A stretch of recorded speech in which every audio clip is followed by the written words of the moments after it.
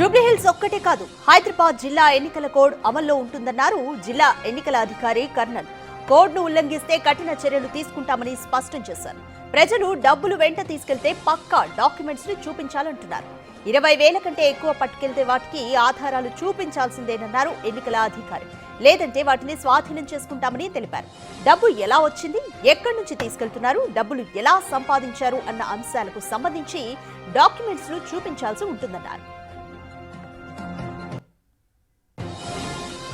ఏ చిన్న వయలేషన్ జరిగినా ఊరుకోమని హెచ్చరించారు జిల్లా ఎన్నికల అధికారి కర్నల్. సోషల్ మీడియాలో దుష్ప్రచారం చేస్తే ఊరుకునేది లేదన్నారు డీఈఓ. అభ్యర్థులు 40 లక్షల వరకు ఖర్చు చేసుకోవచ్చన్నారు.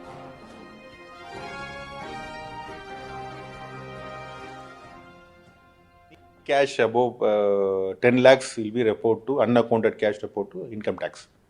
ఎవరైనా ఇప్పుడు ఈ ఏరియాలో రేపులోంచి ఎవరైనా అన్అకౌంటెడ్ 10 lakhs తీసుకున్నా వీరు not only Jubilee hills out side with in Hyderabad కూడా ఎవరైనా మూవ్మెంట్ చేశారన్నా వీ విల్ అది ఒక ఈ ఎలక్షన్ వల్ల చేయడానికి అవకాశం ఉందని చెప్పి వారిని పూర్తిగా ఇన్కమ్ ట్యాక్స్ ద్వారా కూడా రెఫర్ చేయడం అవకాశం ఉంటుంది. మేజర్ నా ద్వారా రిక్వెస్ట్ చేయడం అబౌట్ 20,000 క్యాష్ తీసుకువెళ్ళారన్నా ప్లీజ్ హ్యావ్ సమ్ ప్రూఫ్ తీసుకుని ఇలా చెప్తున్నాను. రైట్, మోర్ డీటెయిల్స్ మా ప్రతినిధి శ్రవణ్ అందిస్తారు. రైట్ శ్రవణ్, హైదరాబాద్ జిల్లా వ్యాప్తంగా ఎన్నికల కోడ్ అమల్లో ఉంటుందన్నారు డీఓ కర్నల్. సో ఒకవేళ వైలేషన్స్ జరిగితే ఎటువంటి చర్యలు తీసుకుంటామని చెప్తున్నారు? ఎస్, ఎన్నికల కోడ్ అమల్లోకి వచ్చింది. ఎన్నికల కోడ్ అమల్లోకి వచ్చిన తర్వాత ఏదైనా కొంత మిస్టేక్ జరిగినా వాటిపైన చాలా సీరియస్గా ఎన్నికల అధికారులు వ్యవహరిస్తారు. ఇప్పుడు హైదరాబాద్ జిల్లా ఎన్నికల అధికారిగా జిహెచ్ఎంసీ కమిషనర్ కర్ణన్ ఉన్నారు. సో జూబ్లీహిల్స్ ఉప ఎన్నికకు సంబంధించి నిన్న షెడ్యూల్ రిలీజ్ అయింది.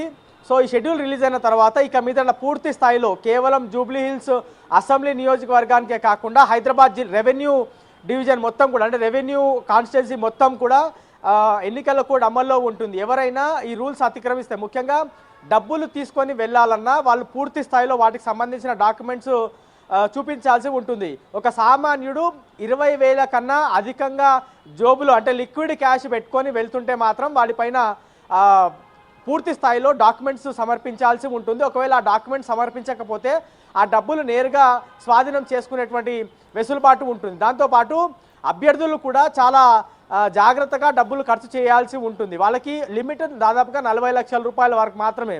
అంతకన్నా ఎక్కువ ఖర్చు చేస్తే కూడా పూర్తి స్థాయిలో వాటి లెక్కలు కూడా చూపించాల్సి ఉంటుంది. ఎప్పటికప్పుడు వాళ్ళు ఎక్కడెక్కడ ప్రకటనలు ఇస్తున్నారు, ఏ పేపర్లో ఇస్తున్నారు, ఏ టీవీలో ఇస్తున్నారు అటువంటి అంశాలు కూడా ప్రధానంగా పూర్తి స్థాయిలో ఎన్నికల అధికారులకు ఎప్పటికప్పుడు సమర్పించాల్సి ఉంటుంది. ఏ రూపాయి ఖర్చు పెట్టినా కూడా ముందుగా పర్మిషన్ తీసుకోవాల్సి ఉంటుంది. దాని తర్వాతనే వాళ్ళు ఆ రూపాయి ఖర్చు పెట్టాల్సి ఉంటుంది. సో జూబ్లీహిల్స్ ఉప ఎన్నికకు సంబంధించి సెక్యూరిటీ పరంగా అంటే మోడల్ కోడ్ ఆఫ్ కండక్ట్ అమల్లోకి వచ్చిన తర్వాత పూర్తి స్థాయిలో ఎన్ని ఫ్లయింగ్ స్క్వాడ్స్ ఉంటాయని ఒకసారి మనం గమనిస్తే దాదాపుగా 9 ఫ్లయింగ్ స్క్వాడ్స్ అందుబాటులో ఉంటాయి. నిరంతరం చెకింగ్ చేస్తూనే ఉంటాయి. వాళ్ళు నిరంతరం హైదరాబాద్ డివిజన్ అంటే మొత్తం హైదరాబాద్ జిల్లా వ్యాప్తంగా కూడా వాళ్ళు తిరుగుతూనే ఉంటారు. కానీ ఎక్కువ ఫోకస్ మాత్రం జూబ్లీహిల్స్ అసెంబ్లీ కాన్స్టిట్యున్సీలో ఉంటుందనేది ఎన్నికల అధికారి కర్ణన్ చెప్పేటువంటి ప్రయత్నం చేశారు. మొత్తం 9 ఫ్లయింగ్ స్క్వాడ్స్తో పాటు స్టాటిక్ సర్వేలెన్స్ టీంలు 9 ఉంటాయి. వీడియో సర్వేలెన్స్ టీంలు కూడా 2 ఉండబోతున్నాయి. నిరంతరము ఎక్కడ చెకింగ్ జరిగినా ఆ చెకింగ్ జరిగేటువంటి ప్రతి క్షణం కూడా వీడియో తీసేందుకు ప్రత్యేకమైనటువంటి టీంలు కూడా అందుబాటులో ఉండబోతున్నాయని చెప్తున్నారు. అకౌంటింగ్ టీంలు కూడా 4 సభ్యులతో కూడినటువంటి టీమ్స్ రంగంలో ఉండబోతున్నాయని చెప్తున్నారు. ఒక సామాన్యుడు లిక్విడ్ క్యాష్ జోబులో 20,000 కన్నా ఎక్కువ పెట్టుకొని పోతే పూర్తి స్థాయిలో డాక్యుమెంట్స్ చూపించాల్సి ఉంటుంది.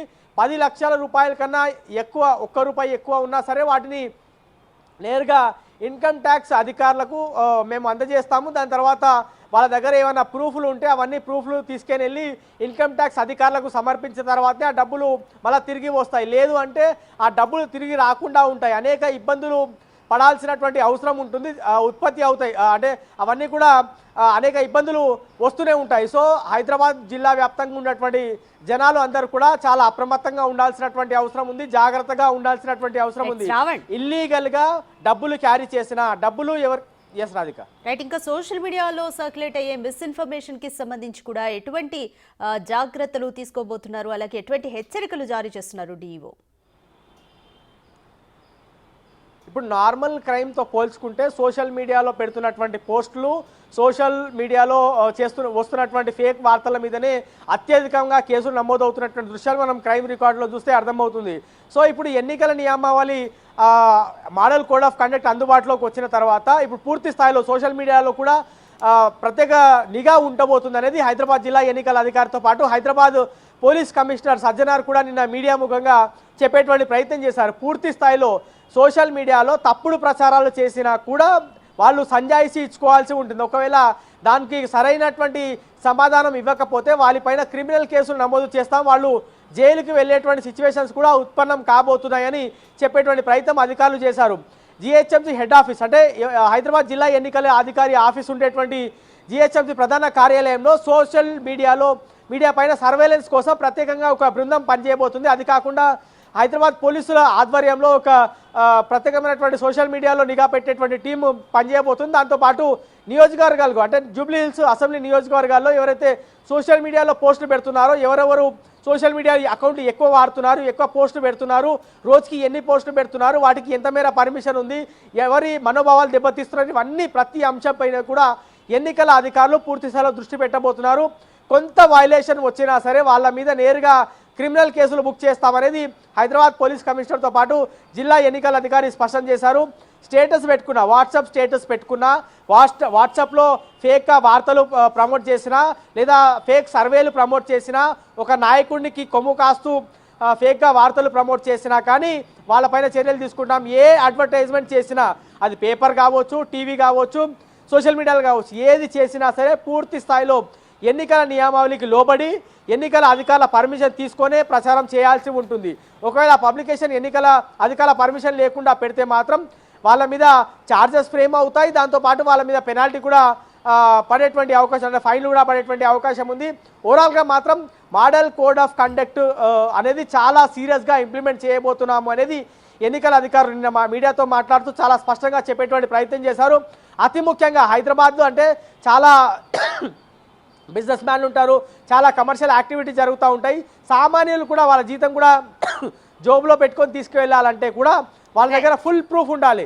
20,000 కన్నా ₹1 ఎక్కువ ఉన్నా సరే పూర్తి స్థాయి ప్రూఫ్ పెట్టుకొని వాళ్ళు బయటికి వెళ్లాల్సి ఉంటుంది. ఒకవేళ ప్రూఫ్ లేకుండా డబ్బులు క్యారీ చేస్తే అవి వాళ్ళకి చెందకుండా పోతాయి అనేది అధికారులు స్పష్టంగా చెప్పేటువంటి ప్రయత్నం చేశారు. సో బయటికి వచ్చినటువంటి వాళ్ళు లిక్విడ్ క్యాష్ ఒకవేళ క్యారీ చేస్తే మాత్రం పూర్తి స్థాయిలో డాక్యుమెంట్, ఒక ఇల్లు అమ్మినా, ఒక బంగారం కొనడానికి వెళ్ళినా కారణం ఏంది, ఎక్కడి నుంచి వచ్చాయి, దేనికోసం తీసుకెళ్తున్నారనేటువంటి అంశాలు ప్రతిదీ కూడా అధికారులకు చూపించాల్సి ఉంటుంది. ఒకవేళ చూపించకపోతే మాత్రం వాటి అన్నింటి కూడా ఎన్నికల అధికారి అధీనంలోకి వెళ్తాయనేది అధికారులు స్పష్టం చేస్తారు.